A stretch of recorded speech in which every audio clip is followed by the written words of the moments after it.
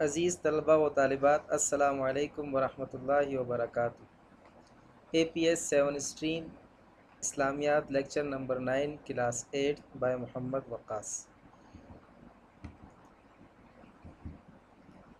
آج کا سبق نمبر 9، قرآن مجید کا تعارف، حفاظت و فضائل۔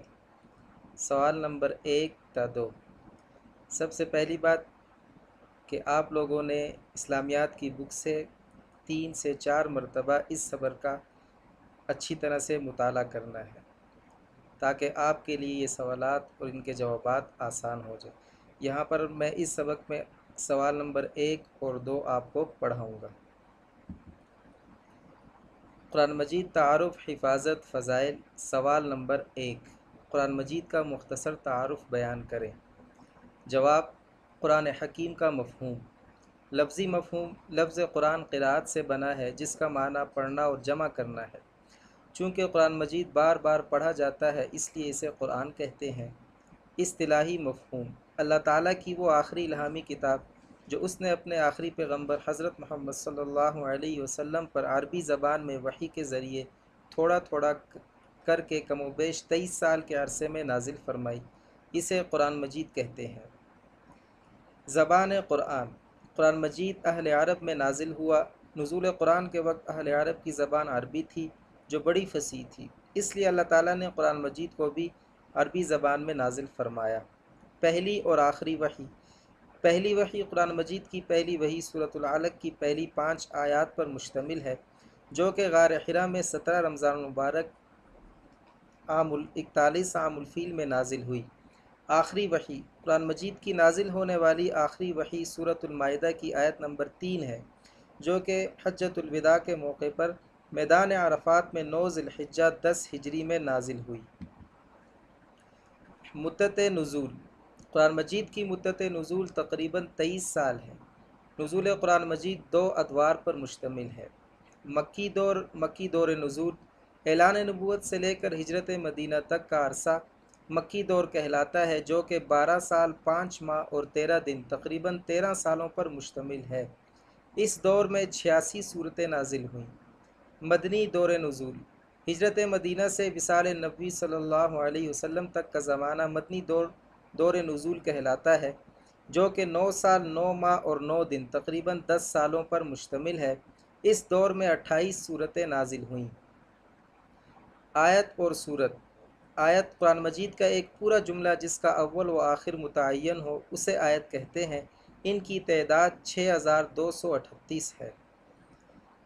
سورت: قرآن مجید کی کم از کم 3 آیات کا مجموعہ جس کی مقدار مخصوص و محدود ہو اور اس کی ابتدا اور انتہا بھی متعین ہو۔ قرآن حکیم کی سورتوں کی تعداد 114 ہے۔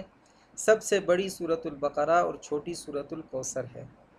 منازل اور پارے: منازل: قرآن مجید کو 7 دنوں میں پڑھنے کے لیے علماء نے اس کے 7 حصے کیے ہیں جن کو منازل کہا جاتا ہے اور ان کی تعداد 7 ہے۔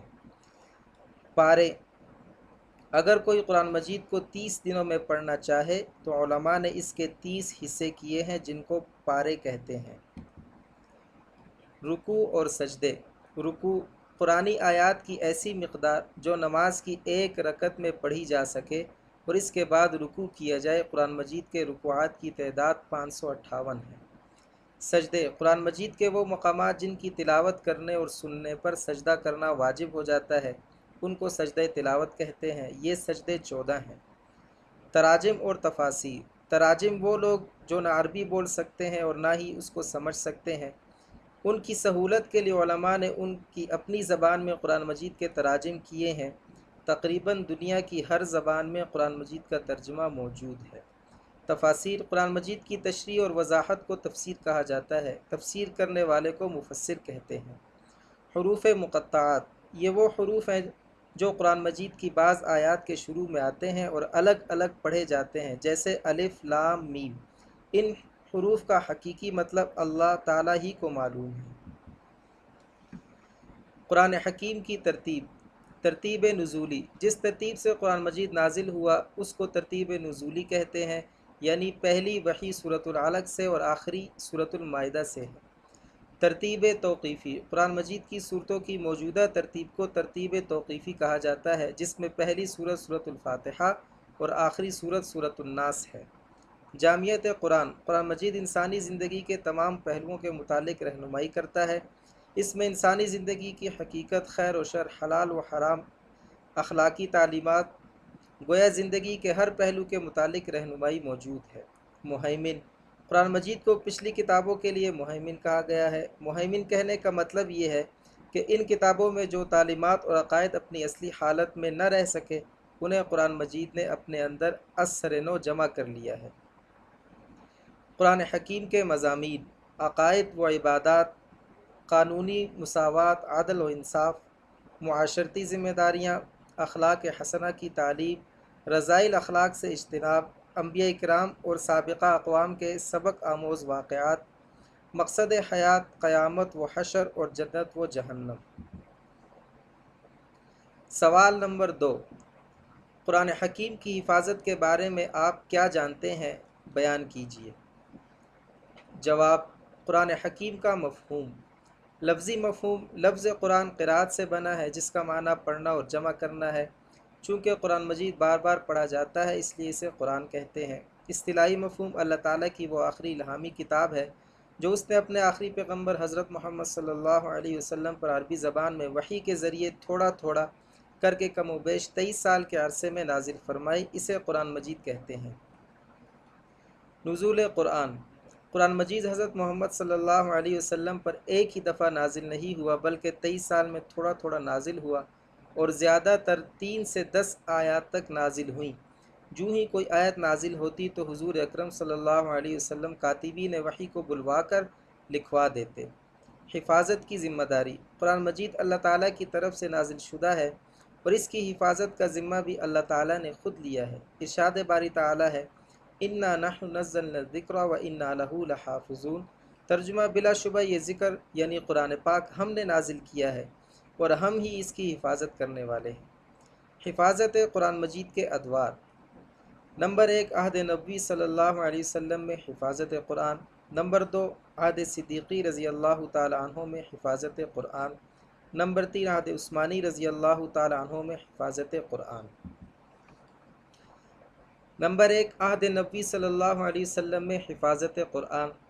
قرآن مجید کی جو ہی کچھ آیات نازل ہوتی، آپ صلی اللہ علیہ وسلم کاتبین وحی میں سے کسی ایک کو بلوا کر لکھوا دیتے اور یہ رہنمائی بھی فرماتے کہ انہیں کس صورت سے پہلے یا بعد میں کون سی صورت میں کن آیات کے ساتھ رکھا جائے۔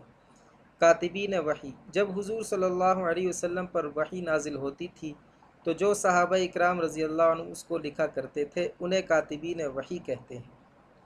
کاتبین وحی کی تعداد 40، 42 اور 46 بیان ہوئی ہے۔ ان میں سے چند ایک مشہور کے نام درج ذیل ہیں۔ حضرت ابوبکر صدیق رضی اللہ تعالی عنہ، حضرت عمر فاروق رضی اللہ تعالی عنہ، حضرت عثمان غنی رضی اللہ تعالی عنہ، حضرت علی رضی اللہ تعالی عنہ۔ قرآن مجید کے سب سے پہلے کاتب حضرت زید بن سعید رضی اللہ تعالی عنہ ہیں اور سب سے مشہور کاتب وحی حضرت زید بن ثابت رضی اللہ تعالی عنہ ہیں۔ مسجد میں متعین مقام۔ ہجرت کے بعد مسجد نبی صلی اللہ علیہ وسلم میں ایک مقام متعین تھا جہاں وہ عبارت رکھ دی جاتی۔ اس طرح قرآن کی وہ ترتیب بنتی چلی گئی جو آج موجود ہے۔ نزول وحی پر صحابہ اکرام رضی اللہ عنہم کا طرز عمل۔ عربوں کا حافظہ بڑا تیز تھا، جیسے ہی وحی نازل ہوتی صحابہ اکرام اس کی نقل کر کے لے جاتے اور یاد کر لیتے۔ مختلف اوقات خصوصاً 5 نمازوں میں اس کی تلاوت کرتے اور اس کو سمجھنے اور اس پر عمل پیرا ہونے کی کوشش کرتے۔ جو جو قرآن مجید نازل ہوتا گیا، لکھا بھی جاتا رہا اور حفظ بھی ہوتا رہا۔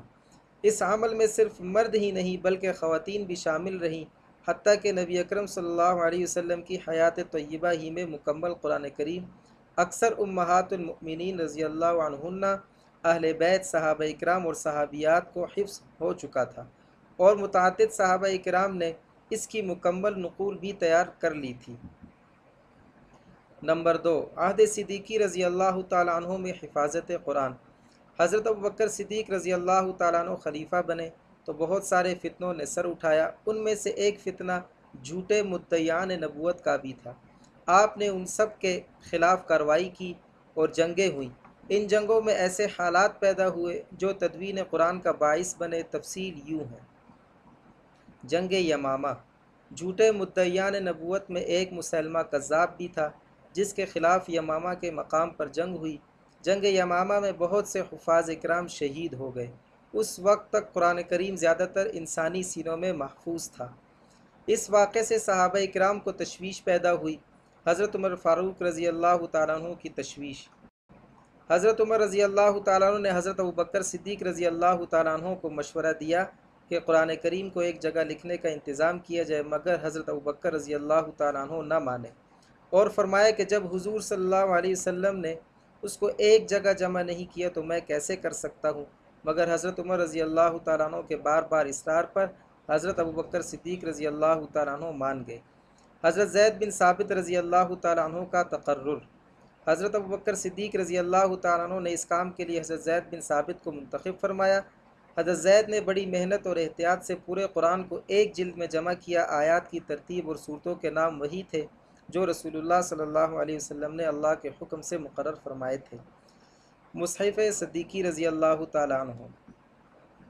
حضرت زید بن ثابت رضی اللہ تعالیٰ عنہ نے قرآن حکیم کا مدون نسخہ حضرت ابوبکر صدیق رضی اللہ تعالیٰ عنہ کی خدمت میں پیش کیا۔